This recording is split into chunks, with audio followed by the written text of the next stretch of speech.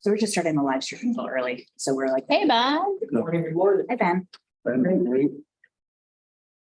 It's a weird, like, waiting for us. Good news, Sarah. We do have a quorum. Okay, sounds good. Do you want one of us to come down there? No, that's okay. Okay. It's good that you're here just in case there's some questions, but I think we're good. Okay. I reached out to Sarah and James last night and let them know that we were not totally sure and let them know, like, please come remotely. Like, don't come down here since we're not sure. I had mentioned him at the planning. Yeah. Board meeting that he maybe to come, but this is great. That's Yeah. better. So he's been checking in with me because he said if we were sure, he'd come down, and if not, like, remote. And I told him This is fine. Yeah.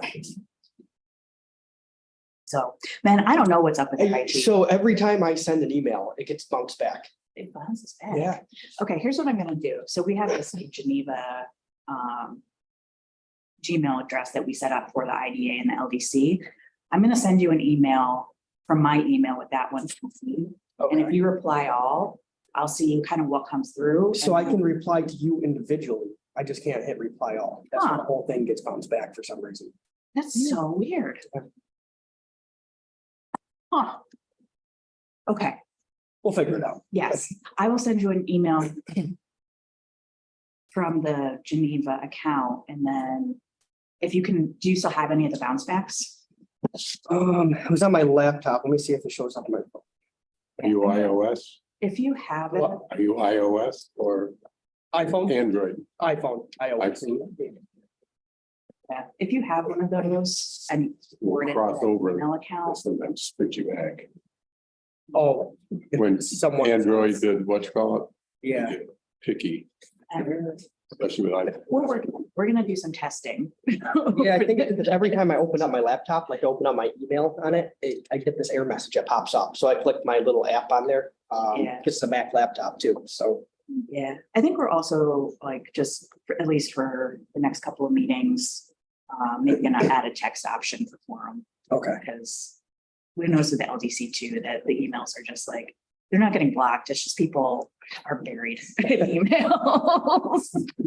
There was the time where, when I announced David West, you guys didn't get the email, Yeah, but you were on the email. Yeah. So no one from MRB could get it. Emma got it though and sent it to them. They're like, oh, okay, we didn't get this. it's so freaking weird. Different route. different route. Yeah, it's on my Yeah. computer now. Okay. Yeah, so we'll do some testing over the next week and Perfect. figure something out so that we can get your emails. One way or another. Not sure who was responsible for the wording in the newspaper about the opening about myself, but it was very nice. I appreciate it very much. It's all true. Well, you're generous. Either way, thank you.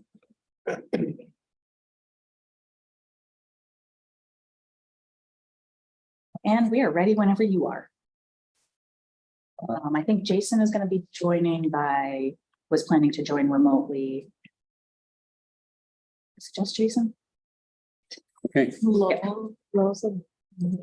I didn't hear from Lowell. I don't know if it's because his email got weeded out somewhere.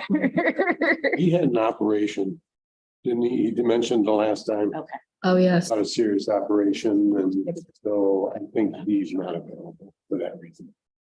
Right. Like to call to order the August 4th, 2023 City of Geneva IDA meeting. Welcome, everyone. Before we get started, I thought maybe we would introduce our new David West. What's your official title? It's very long, the Director of Planning and Economic Development. Okay, well, you're in our wheelhouse, right? Yes. it Right, could be- include a lot of things into us, Yeah. like most positions. Mhm. Welcome to the city and welcome to the meeting. Thank you. Yes. We'll go around the table and just introduce ourselves real quickly. hi, I'm Tracy Barrier. I'm with MRB Group, and I've been helping to administer the IDA and LDC for the last year and a half. I'm Emma. I'm also with MRB Group. I'm a community planner, and I've been assisting Tracy in her work with the IDA and LDC for the past 6 months. Rick Y, vice chair here, soon to be leaving the board after 14 years. Should clap for that. Seriously. Amy Hendricks, you obviously know me. Go ahead. Irene Rodriguez, board member. And then on the chair. Ben Vasquez, board member. Too bad. Okay, and there's no one else online, right? Oh, yeah, there's Jason. Jason, Jason, want to introduce yourself?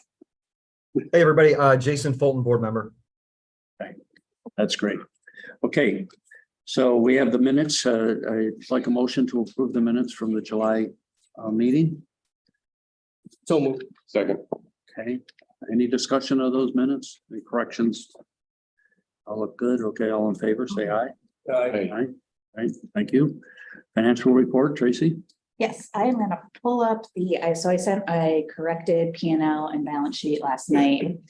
As I was doing the reconciliations, I noticed that I hadn't counted for the interest from the CD that matured in July. So I just wanted to make sure that you guys saw that. I'm going to share that right now. So you can see here that the interest for July bumped up to about $1,500. That includes both our money market and the CD, which pulled in about, $1,500 in interest. That was a 6-month CD. We recently just renewed it into another 6-month at an even higher interest rate. So looking forward to another one of those deposits. So that was the main difference. That was really the only difference. Other than you can see here, I think this was in the original one, we did pay a deposit on the roof work that's being done at the GEDC. That's the $12,000. And then, sorry, my little thing's in the way. I need to move it. I guess things in the way. Okay, there we go. And then you can see that the certificate of deposit, we upped it to $100,000. So that's the only difference really on the balance sheet. Okay. Any other questions of Tracy? All right, all in favor? I'd like a motion to approve the financial report. Did I already do that? So moved. Second, first. Jason, you want to second that? Second. Okay, thank you. All in favor, say aye. aye, Before we move on, I did want to mention 2 things. One is that I did hear from the auditor who's working on getting us on the schedule for October. So that will be a really good start. And I'll coordinate with you as well.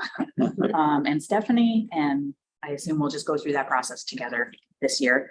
And that will put us on good track to have an on-time audit. That would be wonderful. And the other thing is, I was just talking to Irene.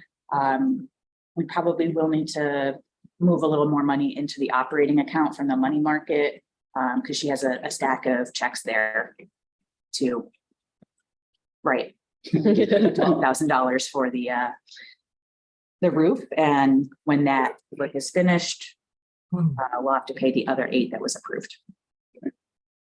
everything's all set. I mean, we heard nothing back, so we're all good for the previous audit from the state. Yes, so after submitting the annual report, they did reach out with a few questions. They always do. I addressed those, had to make one update. There's just a typo in one of the numbers, but they were otherwise happy with what was submitted. Nothing consequential. No. Great. Good. Okay, on to the updates. I see Maureen is not with us, nor is Miles, so we'll assume all is well on both those fronts. It is the summer. Tracy, anything on the GDC committee? We are working on finding a date that works for that group. Okay, so all right, fine. Date to come. So there's no report different from what we heard last month. Correct. Other than, as you said, we're fixing the roof. Yes, the roof work is underway, so, and it shouldn't take too long. So that's moving right along, and luckily that will help with some of the tenants that are having some issues. City council Hey, Amy, what's going on in the city? So the city will be meeting for a second zoning meeting, work session on the zoning update on Wednesday, August 9th. The first work session, they actually focused on shoulds and shalls, and the debate over where shoulds and shalls should go. I'll go. Shall go, I don't know. So they have done some of that work offline and then we'll come back. There has been both the IDA, LDC sent in some comments on the proposed draft as well did as the bid. So they'll be moving through that. From that conversation, though, they did pull the ordinance on short-term rentals, not from the document permanently, but to fast track the short-term rental ordinance. And so they will be holding a public hearing on a draft ordinance based on that document with some additions and tweaks. That public hearing will be at their September meeting, and then they'll dive into updating that draft language. So there is more to come on the short-term rentals. It does include an occupancy tax component.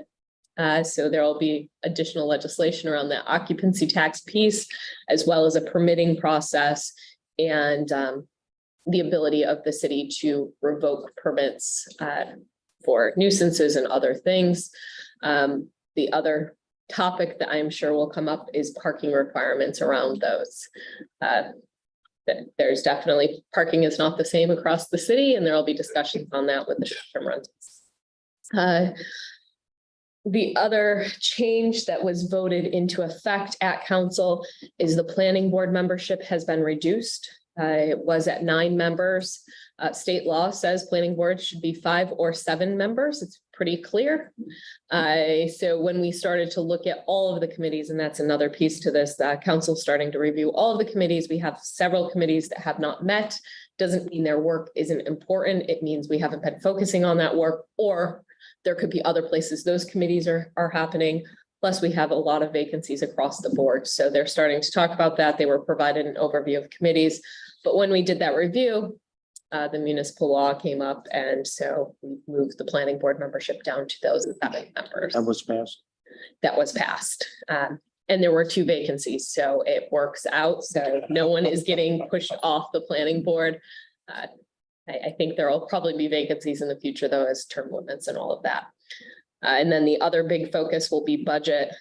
Budget will be, can't believe it, next month, September 26th, will be the city manager and comptroller presentation on budget. We'll start rolling that out in work sessions, I think, every week in October, depending on how quickly that goes through. Staff have been asked to create actually 2 budgets, a maintenance of effort budget. So what are all the costs to maintain all of the current services, and a 12% reduction budget, which would keep the tax rate flat. That does include things, costs have gone up. So in order to keep that, it would be a 12% reduction plus adjustment in some of our revenues.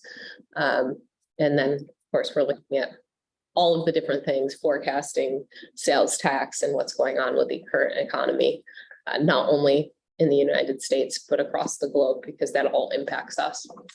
So those are the relevant conversations, I think, here. Anything else I'm happy to talk about. Unless there's questions, you mentioned the tech farm is looking at doing something. Did you want to talk about that as well? Yeah, so I can talk a little bit about that. The tech farm is looking at doing a strategic planning initiative for tech farm 2 and 3, or tech farm 2 is in the works. This goes beyond that in the future use. They have reached out and will be reaching out here as well to the Ontario County EDC. They'll be meeting with them next week about financing that kind of research and kind of getting ready for that next expansion. They did go out to bid on Tech Farm 1 or Tech Farm 2. And so they're reviewing those bids, and there's some work to do on that. So that bidding process, I think, happened 2 weeks ago. I did hear from them a couple days ago, and they are going to be sending us a similar, us being not necessarily the city, but the IDA, the packet proposal that they'll be giving to OEDC In the past, my understanding is when they've worked with the Ontario County, they've also worked with our IDA and kind of split those costs across the board. And so they'll be requesting to do that again. And that's for the 10,000 square foot manufacturing space. Yes, for an additional, Additional. potentially, it's looking beyond that. 2 is already in the works. And so it's looking at what's the next strategy for that. Okay, any questions, Amy? I do. Hi, Amy. How are you? Hi, Jason. Hey, quick question for you. I was looking at some articles I read online with regards to energy and solar usage, things like that. And I'm seeing a lot of articles, and I think there was even one in the Ithaca area with regards to Cornell, and it has to do with the tax benefits and things like that of nonprofit organizations or tax exempt organizations utilizing land for the use of solar. And I see a ton of solar farms around our area. I've got some that seem like they're in my backyard that Cornell has built. And I just wonder, and listen, I have solar. I love it. I think it's wonderful. I just wonder if there's a precedent set with other universities and cities where there is a tax to the university for the use of land or for the benefit they get for all of these solar farms. And I don't know, I can send you a few articles that I've read, but I don't know if that's been explored or not. So I don't know either if it's been explored here. I'm not familiar enough to really comment on it. And David, I don't know if you have any in your past experience with it. So I've worked with permitting several solar farms. They usually are asking for abatements and pilot agreements. I'm not sure how it works with Cornell-owned solar farms. I assume it's not their educational mission, but probably would pay taxes. David, what's your email? It's dwest@geneva.ny.us. Yep. Week 1, you're asking a lot here, Jason. There you go, my friend. Welcome. Welcome. dwest@geneva.ny.us. Is that what you said? Yes. Gotcha, man. I'll send you these articles. Maybe you can take a look at it. I appreciate it. Yeah. All right. Okay, thank you. Any other questions of either David or Amy? All right, thank you for being here. IDA projects status, can you run down the quick list? Yes, so first of all, we're working on scheduling a bunch of committee meetings. So please do respond to Emma's email with a doodle poll because we need to get a bunch of work done before the end of the fiscal year. We have a governance committee meeting scheduled, but we also need to schedule a finance committee to review a budget for next year and what are we trying to schedule? Nominating committee. We did put an article out calling for, people to who are interested in the board. We asked them to either contact me or to fill out the city's online application form. And this would be to fill Rick's seat for the new fiscal year. We do have, I think, 3 applications at this point, 2 that come in prior and 1 that came in after the article. And the city clerk is forwarding any new ones to me as they come in. So we'll need to get a nominating committee together to review those. And should they want to do any interviews or ask any questions, we can address those. So we'll want to have that. It would be best to do the nominating in September so that they're ready to start for the annual meeting. But in the past, I believe we have also done it at the annual meeting. So we've got a little wiggle room with that. We have not heard back from Trinity at this point. Since last month. I did request an update from Lake's Edge. I haven't heard back yet. I'm just looking for a timeline. So I'll give the whole board an update as soon as I have an update on the timeline from them. Tracy, I can also send you, we have an update that the mayor received. I can get that. I will say the timeline is fairly vague right now, but Cool. I'll send it to you. Sweet. Yep. So I'll pass that on and let you know if I hear anything else in the interim. We will talk about, we'll need an executive session later to talk about a couple of things. But the other update I wanted to give you is we did get a quarterly report from the Business Improvement District from the bid for Q2. And in Q2, they had a maintenance supervisor, 3 full-time employees, 1 who will be annual, 2 part-time employees, and 2 part-time 1099 landscapers. And this has been working really well for them. And this has been funded in part by the city, LDC, and the IDA is also in on the whole deal. Although I've started with the LDC on the disbursements.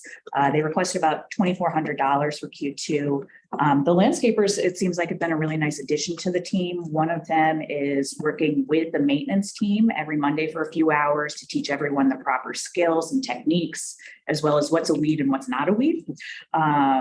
And then the other one has been working with the graphic designer on the plant identification plaques for public education purposes. They've also been focusing, so the team as a whole has been focusing a lot on the lakefront, and a woman named Ann Hoyt has been working with the volunteers and helping to organize the volunteers for the downtown and the lakefront. So they've really started to implement the system that we talked about with that agreement, and it seems like they're making good progress. Would you agree, Amy? Generally, yeah. Yeah, I think so. So that's the update on that project. Great. And I have a correction from last meeting. I was quoted in the paper also. I did make a statement. I think Jason, in the conversation about Lake Edge, that there were 17 out of the 22 units sold, and they actually, nothing has been sold. There's 22. I was corrected. Got an email, but there's actually 17 interested parties enough that, but there's no money is exchanged hands, nothing, no documents have been signed, and it's just, and I think they're reversible commitments. So it may We have not. very specific covenants when it comes to commitments, and what the banks will perform from their end unless it's been given to them that they have these commitments, right? So at that point, this project right now, in my opinion, from my experience from building a lot of hotels, I don't see where they have a path to success right now, because there's a few things that happen, right? Now you've got lack of confidence that's causing some issues for people to commit because there's a stall in the project, and you've got high construction costs. You've got a change in resale value. You've got, like, the Airbnb market has dwindled dramatically. So people purchasing these things and then looking them as a revenue opportunity for themselves. It becomes a very difficult path, like I said, path to success for this developer. I'm not saying it's impossible, but I'm saying it's difficult, and there's going to have to be a lot to go in their favor in order to make this happen. So in my opinion, it's a big concern.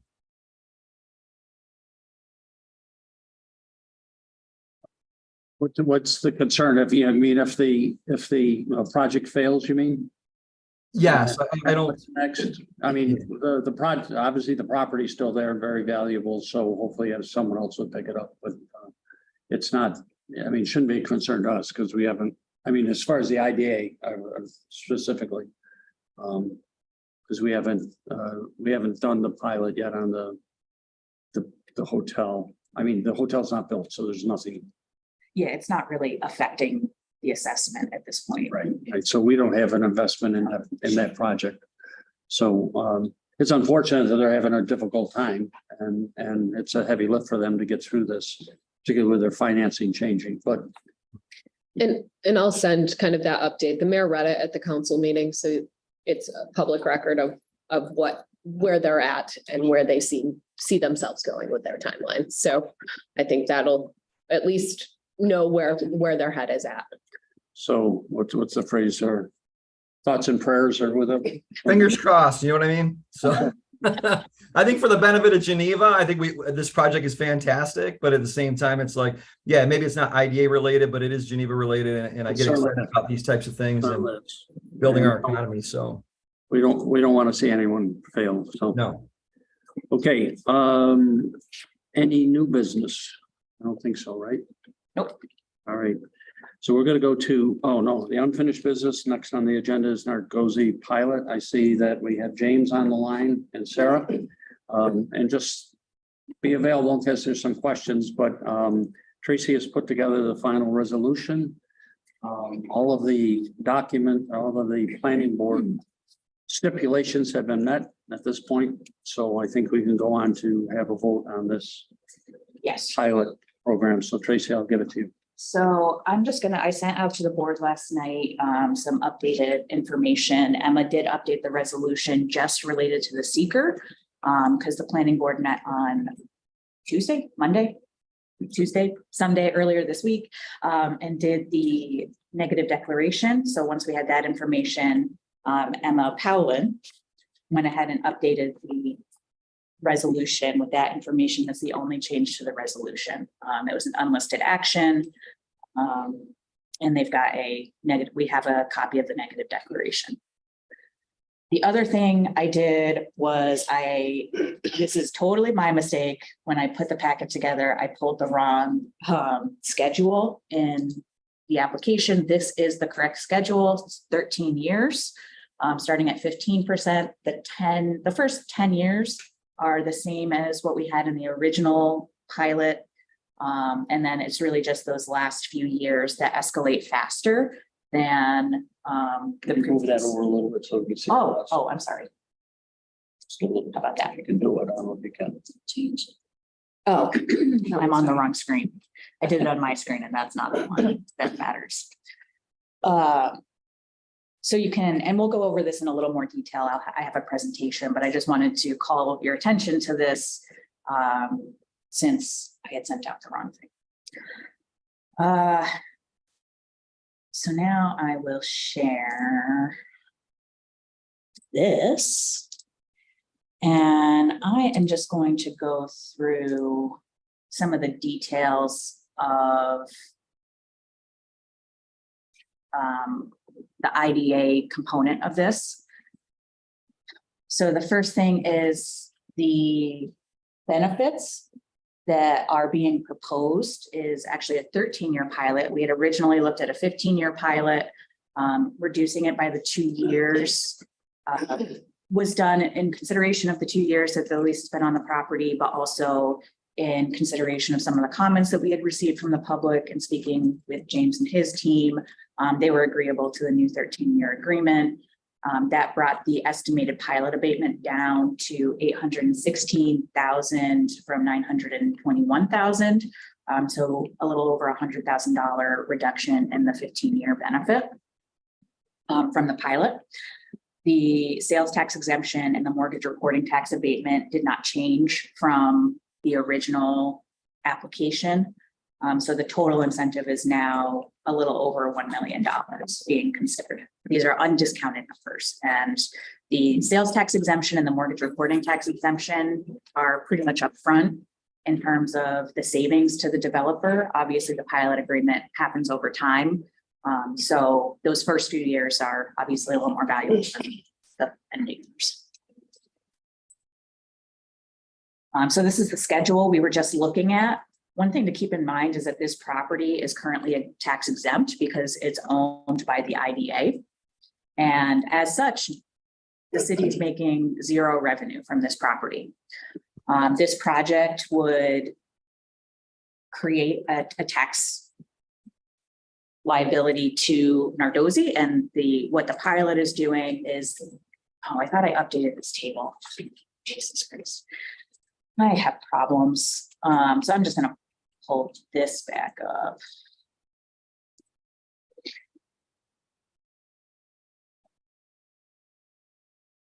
So you can see the pilot schedule. What it does is brings the tax liability from zero to an initial year for the city is going to be $7,000. For the school, $8,500, for the county, $2,800. This will depend on tax rates and actual assessments, but this is roughly what we're anticipating. And so there's going to be about $18,000 of new tax revenue in that first year.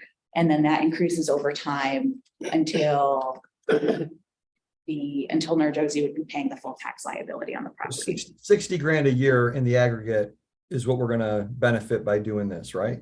Correct. On average, over the 13 years, it Got was about the 60,000. Any questions about the schedule?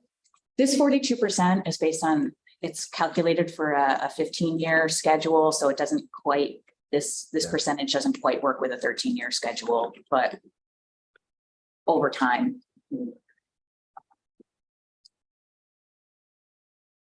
But there's a reduced exemption over the 13 years to the developer.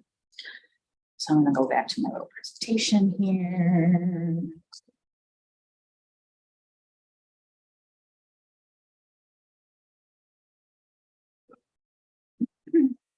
Okay, so are there any questions? I'm sorry, were there any questions about the schedule?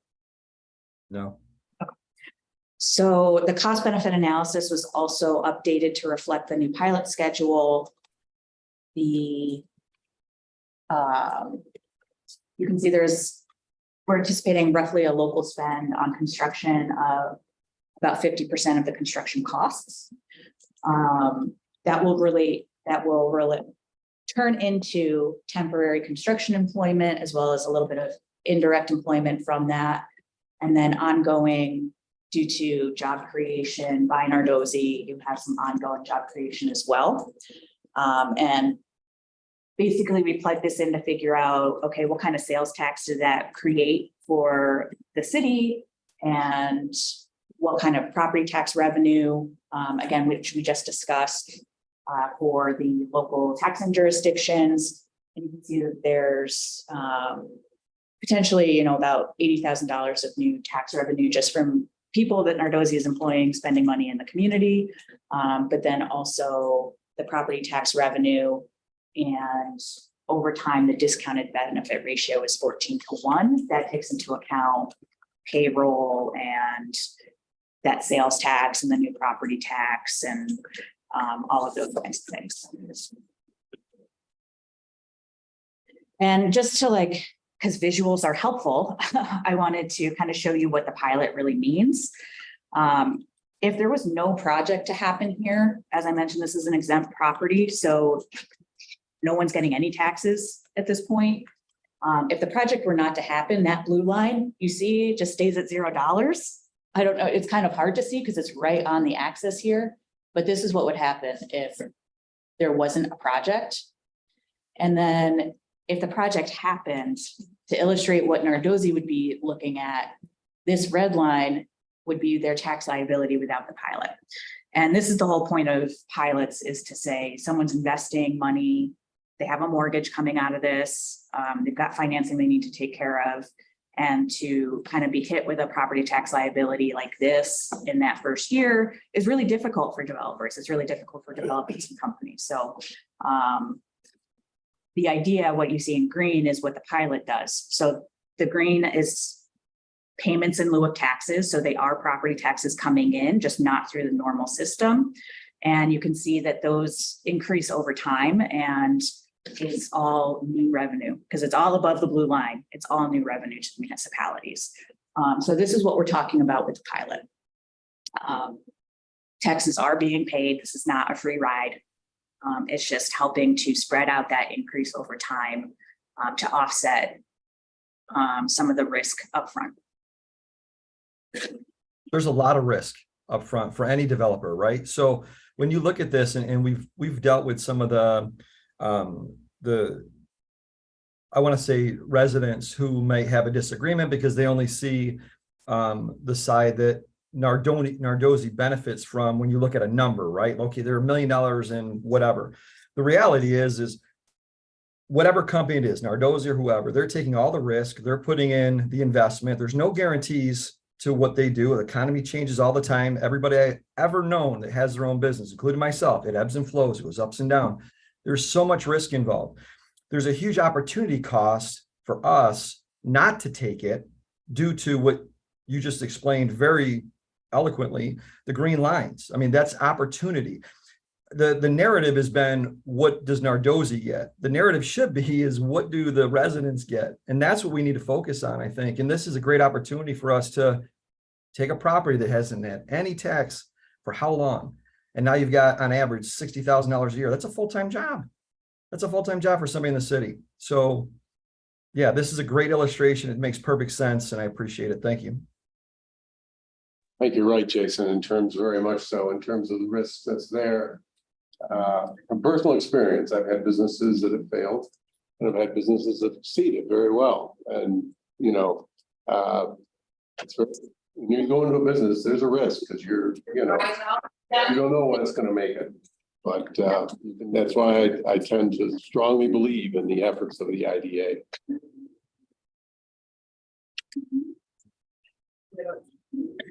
Any other comments? Or you have more on your presentation? That was the last slide. That was it? That was really well done. Keep it Thank you, simple. Tracy. Yeah, nice presentation. That was good. Appreciate it. I see Lowell has joined us. Thank you, Lowell. So sorry about this. It's all right. We're just about to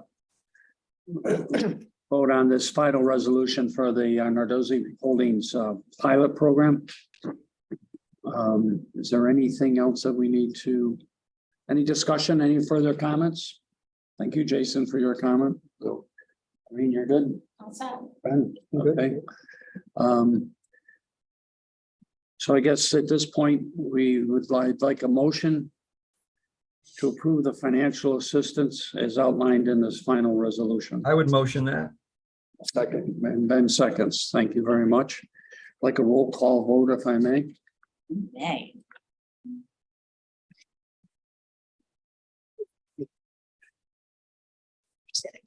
Yeah, you got it. Irene, Yeah, Anne, Yes. RJ is absent. Rick, Yes. Lowell, Yes. Ben, Yes. Jason. Yes, please. All right, approved. Thank you very much for not just the presentation, James and Sarah, thank you for your patience through this process. I'm glad we finally got where we needed to be. Very appreciate it. This is James Nardozzi. I unfortunately don't have video. I'm playing childcare right now, so I am on. I've heard everything. Appreciate the comments. I'm in a complete agreement with the totality of Tracy's presentation. My closing comments would be, we've been actively engaged in the community for 17 years. We look forward to having 17 plus additional years. And now that this is going forward, we can begin to work on a community beneficial, mutually beneficial relationship with our 124 North Tennessee Street property. We have a few irons in the fire to keep that on the tax roll, is potentially to provide viable, usable space for either businesses or potentially the city. So we'll begin to move that forward, and everyone have a great weekend, and thank you very much for your time. Thank you. Thanks, James. Thank you, James. Okay. Let's move this end of it today. We do have some executive session items to go over, so I'd like a motion to go into executive session. So moved. Rick, Irene second. yeah, I did. And this would be for discussion of proposed current or pending litigation as well as proposed sale or lease